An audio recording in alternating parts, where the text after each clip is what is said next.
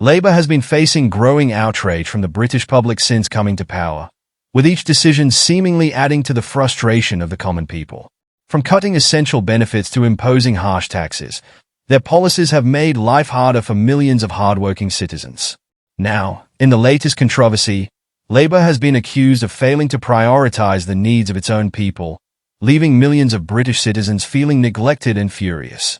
According to a new report, Labour has allocated a staggering £50 million in foreign aid for Syria, even as vulnerable British pensioners brace themselves for a freezing winter. This comes after Labour made the shocking decision to cut the winter fuel payments that millions of pensioners rely on to heat their homes during the coldest months. The contrast between these two actions has sparked widespread criticism, with many accusing the government of turning its back on the very people who put them in power. The backlash has been swift and unrelenting. Reform UK's Richard Tice voiced the anger of many, saying, "A £50 million package for Syria, while millions of British pensioners have had their heating allowance stripped away, is an appalling decision. Vulnerable and desperate British pensioners must come first. Priorities matter. And Labour has shown they have this completely wrong." David Lammy also weighed in on the issue, stating, "There's always money for Syria, overseas climate aid, and foreign farmers. But what about the freezing British pensioners who have paid into the system their entire lives?" Rachel Reeves talks about making tough decisions. But with this move, Labour's choice is crystal clear. They care more about global optics than the welfare of their own people. The frustration among British citizens is mounting, with many questioning how a government that claims to stand for fairness and equality could make such a decision. Families across the UK are grappling with skyrocketing living costs, higher taxes, and an economic downturn that has left little room for optimism. For pensioners, the removal of winter fuel payments could mean choosing between heating their homes or putting food on the table, a grim reality that Labour seems to have overlooked in favour of international commitments. Labour ministers, however, have defended the decision, arguing that foreign aid is necessary to address global humanitarian crises and maintain the UK's international standing. Yet this explanation has done little to calm the outrage back home, as many citizens feel their needs are being ignored.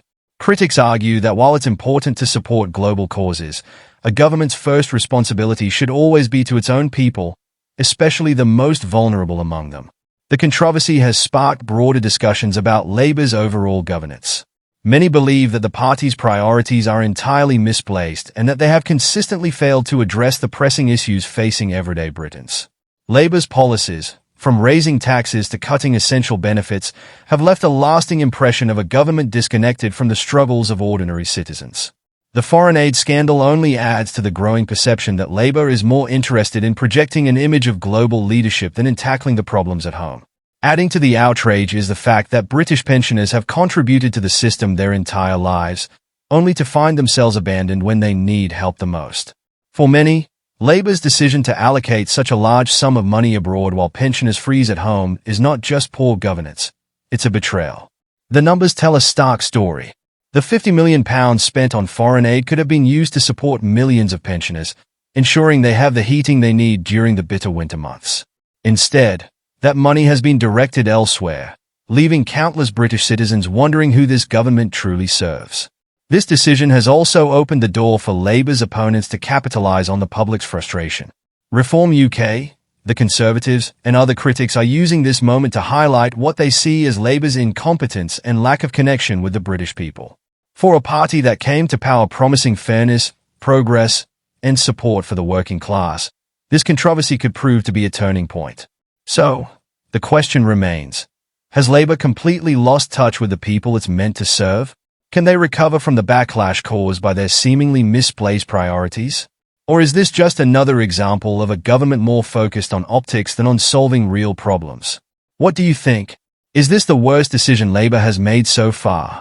Do you believe this government is failing the British people?